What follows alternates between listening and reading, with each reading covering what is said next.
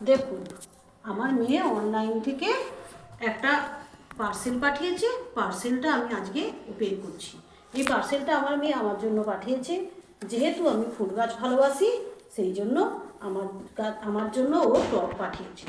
ও সন্ধ্যেবেলা বললো, মা টবগুলো খুলে দেখো ঠিক ঠিক এসেছে কিনা। সেই জন্য আমি এটাকে খুলছি, তোমাদের সাথে শেয়ার করবো।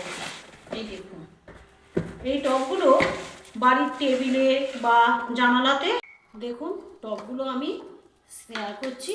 এই দেখুন, এইগুলো জানালাতে বা বাড়ির টেবিলে রেখে ফুল গাছ বসালে না খুব ভালো লাগবে। দেখুন, প্রতিটা টব আমি তোমাদের কাছে শেয়ার করি। এটার সঙ্গে প্রত্যেকটা কালার আলাদা করে ম্যাচ করে দিয়েছে। দেখুন, আচ্ছা, এই দেখুন, এই একটা,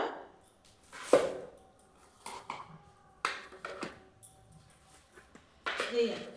দেখুন তো টবগুলো কেমন হয়েছে, দেখে জানাবে। আর একটা জিনিস শেয়ার করবো তোমাদের সাথে। এইগুলো একটু সরিয়ে রাখি, দাঁড়ান একটু সরিয়ে দিই। জানেন, কাঁথিতে এক হবু আত্মীয়র বাড়ি গিয়েছিলাম। এখনো আত্মীয় হয়নি, আত্মীয় হবে হবে করছে। তো তাদের বাড়ি থেকে আসার সময় তাদের বাড়ি থেকে আমাদের জন্য 2 হাঁড়ি বিরিয়ানি দিয়েছিল, মাটন বিরিয়ানি।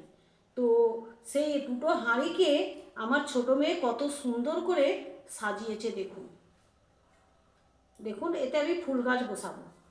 মাটিতে যে লাকি ব্যাম্বুগুলো হয়, সেই গাছগুলো এতে আমি বসাবো।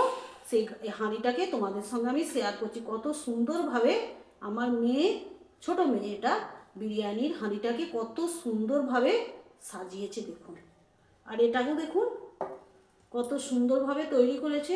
কেউ বলবে এটা যে বিরিয়ানির হাঁড়ি? দেখুন, শুধু তোলাতে এগুলো করতে হবে, হোলগুলো করতে হবে, এগুলো করা নেই। দেখুন কত সুন্দর লাগছে এই দুটো বিরিয়ানির হাঁড়ি।